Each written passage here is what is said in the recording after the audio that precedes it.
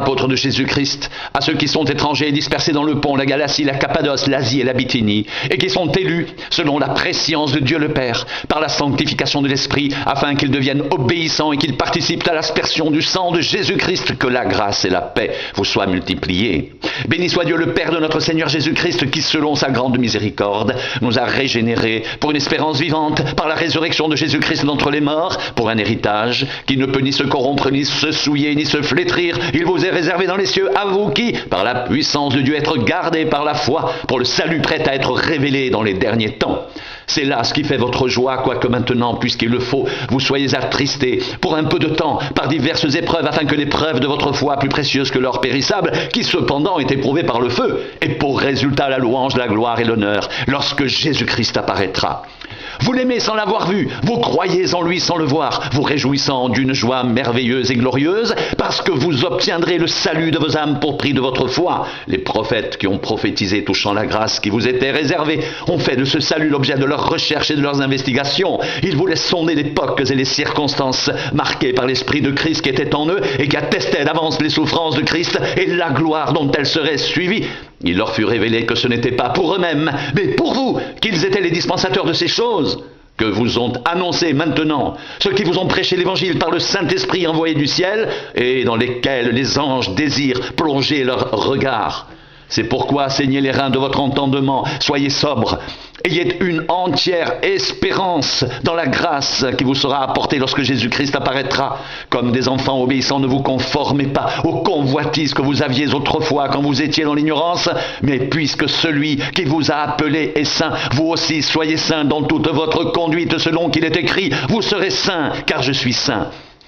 Et si vous invoquez comme Père celui qui juge selon l'œuvre de chacun, sans favoritisme, conduisez-vous avec crainte pendant le temps de votre séjour sur la terre. Vous savez que ce n'est pas par des choses périssables, par de l'argent ou de l'or que vous avez été rachetés de la vaine manière de vivre que vous aviez hérité de vos pères, mais par le sang précieux de Christ, comme d'un agneau sans défaut et sans tache, prédestiné avant la fondation du monde. Il fut manifesté à la fin des temps à cause de vous. Par lui, vous croyez en Dieu qu'il a ressuscité des morts et lui a donné la gloire en sorte que votre foi et votre espérance reposent sur Dieu.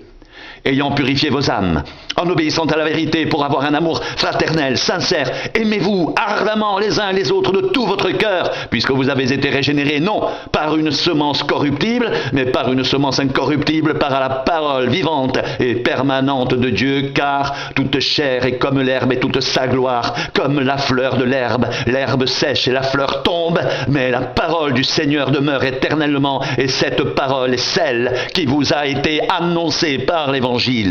Rejetant donc toute méchanceté et toute ruse, la dissimulation et l'envie et toute médisance, désirez comme des enfants nouveau-nés le lait spirituel et pur, afin que par lui vous croissiez pour le salut, si vous avez goûté que le Seigneur est bon. Approchez-vous de lui, pierre vivante, rejetée par les hommes, mais choisie et précieuse devant Dieu, et vous-même comme des pierres vivantes, édifiez-vous pour former une maison spirituelle, un saint sacerdoce, afin d'offrir des victimes spirituelles agréables à Dieu par Jésus-Christ, car il est dit dans l'Écriture, voici, je mets en Sion une pierre angulaire choisie, précieuse, et celui qui croit en elle ne sera point confus. L'honneur est donc pour vous qui croyez, mais pour les incrédules, la pierre qu'ont rejetée ceux qui bâtissaient est devenue la principale de l'angle, et une pierre d'achoppement, et un rocher de scandale. Ils s'y heurtent pour n'avoir pas cru à la parole, et c'est à cela qu'ils sont destinés. Vous, au contraire, vous êtes une race élue, un sacerdoce royal, une nation sainte, un peuple acquis, afin que vous annonciez les vertus de celui qui vous a appelé des ténèbres à son admirable lumière, vous qui autrefois n'étiez pas un peuple et qui maintenant êtes le peuple de Dieu, vous qui n'aviez pas obtenu miséricorde et qui maintenant avez obtenu miséricorde.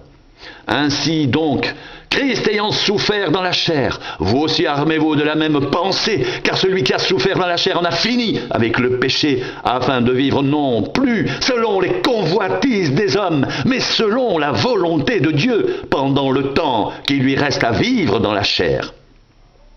C'est assez en effet d'avoir dans le temps passé accompli la volonté des païens en marchant dans le dérèglement, les convoitises d'ivrognerie, les orgies, les idolâtries criminelles. Aussi trouve-t-il étrange que vous ne vous précipitiez pas avec eux dans le même débordement de débauche, et ils vous calomnient. Ils rendront compte à celui qui est prêt à juger les vivants et les morts, car l'évangile fut aussi annoncé aux morts afin qu'après avoir été jugés comme les hommes dans la chair, ils vivent selon Dieu par l'esprit. La fin de toute chose est proche. Soyez donc sages et sobres pour vaquer à la prière. Avant tout, ayez les uns pour les autres un ardent amour, car l'amour couvre une multitude de péchés. Exercez l'hospitalité les uns envers les autres sans murmure, comme de bons dispensateurs des diverses grâces de Dieu. Que chacun de vous mette au service des autres le don qu'il a reçu. Si quelqu'un parle, que ce soit comme annonçant des oracles de Dieu. Si quelqu'un remplit un ministère, qu'il le remplisse selon la force que Dieu communique, afin qu'en toutes choses, Dieu soit glorifié par Jésus-Christ, à qui appartiennent la gloire et la puissance au siècle des siècles. Amen.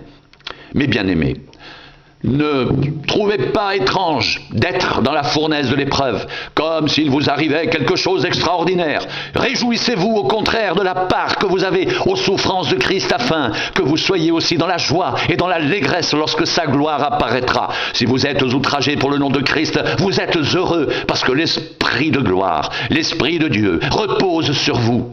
Que personne d'entre vous en effet ne souffre comme meurtrier ou voleur ou malfaiteur, ou pour s'être ingéré dans les affaires d'autrui, mais si quelqu'un souffre comme chrétien, qu'il n'en ait point honte, et que plutôt il glorifie Dieu à cause de ce nom. Car c'est le moment où le jugement va commencer par la maison de Dieu. Or, si c'est par nous qu'il commence, quelle sera la fin de ceux qui n'obéissent pas à l'évangile de Dieu? Et si le juste se sauve avec peine, que deviendront l'impie et le pécheur? Ainsi que ceux qui souffrent selon la volonté de Dieu remettent leur âme au fidèle Créateur en faisant ce qui est bien. Voici les exhortations que j'adresse aux anciens qui sont parmi vous. Moi, ancien comme eux, témoin des souffrances de Christ et participant de la gloire qui doit être manifestée. Paissez le troupeau de Dieu qui est sous votre garde, non par contrainte, mais volontairement, selon Dieu, non pour un gain sordide, mais avec dévouement, non comme dominant sur ceux qui vous sont échus en partage, mais en étant les modèles du troupeau. Et lorsque le souverain berger paraîtra, vous obtiendrez la couronne incorruptible de la gloire. De même, vous qui êtes jeunes, soyez soumis aux anciens. Et tous, dans vos rapports mutuels, revêtez-vous d'humilité, car Dieu résiste aux orgueilleux, mais il fait grâce aux humbles. Humiliez-vous donc sous la puissante main de Dieu, afin qu'il vous élève au temps convenable, et déchargez-vous sur lui de tous vos soucis, car lui-même prend soin de vous. Soyez sobres, veillez, votre adversaire le diable rôde comme un lion rugissant, cherchant qui il dévorera. Résistez-lui avec une foi ferme, sachant que les mêmes souffrances sont imposées à vos frères dans le monde. Le Dieu de toute grâce qui vous a appelé en Jésus-Christ à sa gloire éternelle, après que vous aurez souffert un peu de temps, vous perfectionnera lui-même, vous affermira, vous fortifiera, vous rendra inébranlable. À lui soit la puissance au siècle des siècles. Amen.